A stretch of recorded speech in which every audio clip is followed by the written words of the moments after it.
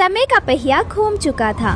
रानू के पति टुन्नू जी अब बहुत बूढ़े और कमजोर हो गए थे। वे अपनी याददाश्त खो चुके थे और अपनी पत्नी रानू तक को नहीं पहचान पा रहे थे। जी देखिए, आपकी पसंद के नरम दाने लाई हूँ, थोड़ा खा लीजिए। कौन हो तुम? और ये बच्चे मुझे पापा क्यों बुला रहे हैं? मुझे अपने घर जाना है। मेरी पत्नी रानू मेरा इंतजार कर रही होगी। मैं ही रानू हूँ और ये हमारा ही घर है।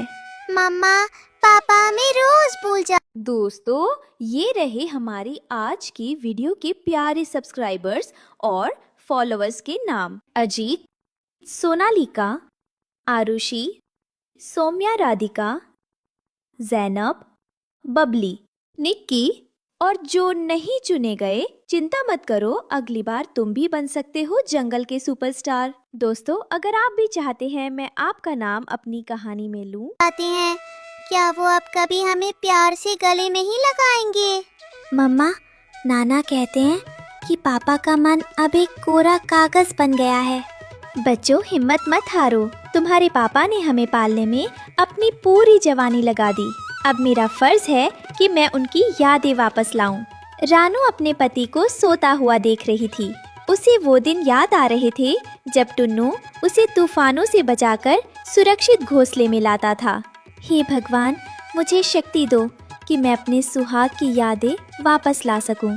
रानू भारी मन से उल्लू बाबा की गुफा के पास पहुंची, जो अपनी बुद्धिमानी और प्राचीन रहस्यों के लिए जाने जाते थे। प्रणाम बाबा, मैं बहुत बड़ी मुसीबत में हूँ। मेरे सुहाग, मेरे टुन्नू जी सब कुछ भूल चुके हैं। वे अपनी रानू तक को नहीं पहचान पा रहे। क्या इस दुनिया में ऐसी कोई दवा नहीं जो उनके मन का ये अंधेरा दूर कर सके? क्या कोई रास्ता है बाबा? रास्ते तो बहुत है रानू, पर हर रास्ता मंजिल तक नहीं ले जाता। याददाश्त का जाना कोई साधारण बीमारी नहीं है। ये समय की धूल है जो यादों पर जम गई है। इसे साफ करने का बस एक ही रास्ता है, स्मृति वृक्ष का नीला फल। नीला फल? बाबा, मैं उसे जरूर लेकर आऊंगी।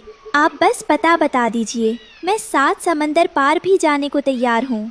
इतना आसान नहीं है रानू। वह वृक्ष उत्तर की उस बर्फीली चोटी पर है जहाँ पंख जम जाते हैं और सांसें रुकने लगती हैं। और सबसे बड़ी बात, वह वृक्ष अपना फल मुफ्त में नहीं देता, वह बलिदान मांगता है। वह तुम्हारी सबसे कीमती याद अपने पास गिरवी रखेगा, तभी तुम्हें वह फल देगा। मेरी सबसे कीमती याद? बाबा, इसका क्या मतलब हुआ?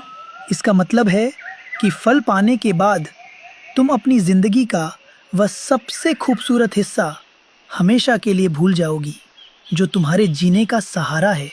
क्या तुम अपने सुहाग की यादें वापस लाने के लिए अपनी खुद की यादें मिटाने को तैयार हो?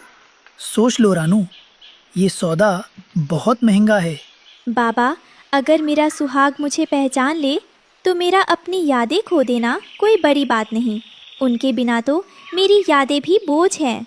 मैं जाऊंगी बाबा। गुड़िया, कुकू, तुम दोनों अपने पापा का ख्याल रखना। मम्मा पहाड़ों की चोटी पर जा रही है।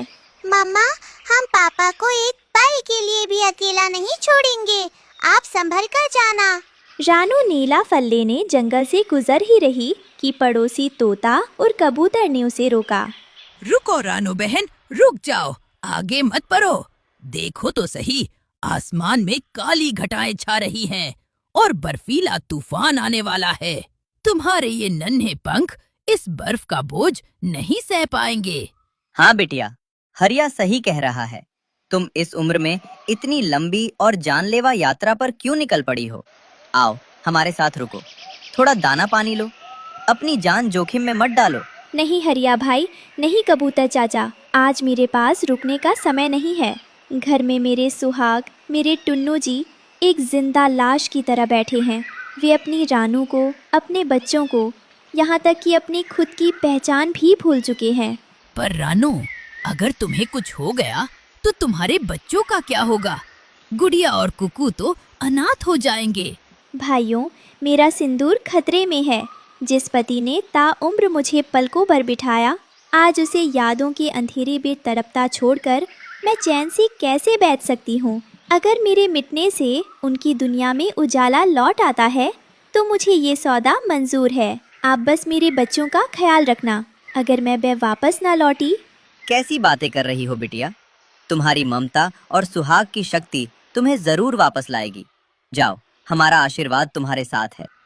रानू ने एक आखिरी बार अपने जंगल की ओर मुड़कर देखा और फिर एक लंबी उड़ान भरी, सीधे उन बर्फीले पहाड़ों की ओर। हरिया और कबूतर चाचा उसे तब तक देखते रहे जब तक वह बादलों में एक छोटा सा बिंदु नहीं बन गई। चोटी पर पहुंचते ही उसे दिव्य स्मृति वृक्ष दिखा। रानू, फल चाहिए तो अपनी शादी के दिन की सबसे पहली याद मुझे देनी होगी।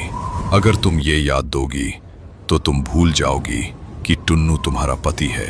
क्या तुम तैयार हो? उनका ठीक होना जरूरी है, चाहे इसके लिए मुझे ये भी भूलना पड़े कि हमारा रिश्ता क्या है। ले लीजिए मेरी याद। रानू के माथे से एक सुनहरी किरण निकलती है। रानू की आंखों से शादी के जोड़े और फेरों की यादें मिट जाती हैं। उसकी चोंच में नीला फल आ जाता है। रानू वापस लौट रही थी। उसे याद नहीं था कि वो शादीशुदा है। उसे बस इतना याद था कि उसे एक बूढ़े पक्षी को बचाना है। मम्मा, आप आ गई। देखिए पापा की हालत बहुत खराब टुन्नू है। तुम बच्चे कौन हो और ये मम्मा क्या होता है?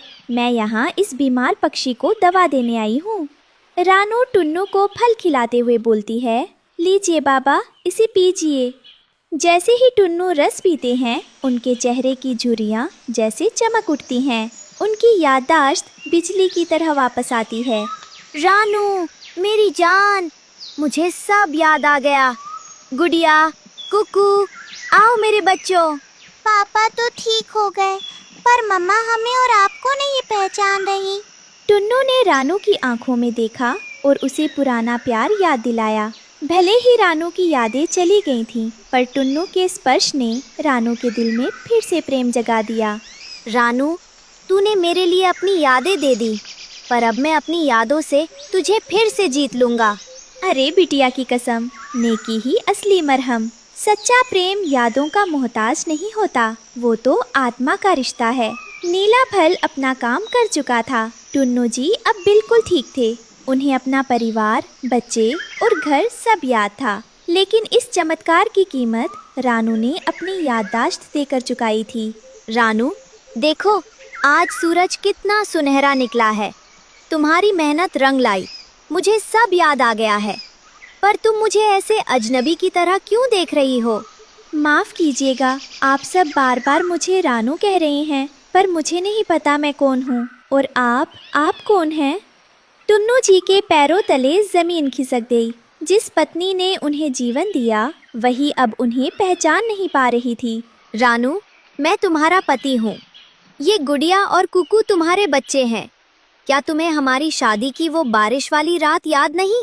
नहीं, मेरे मन में सिर्फ अंधेरा है। मुझे बस इतना याद है कि मैं किसी के लिए पहाड़ पर गई।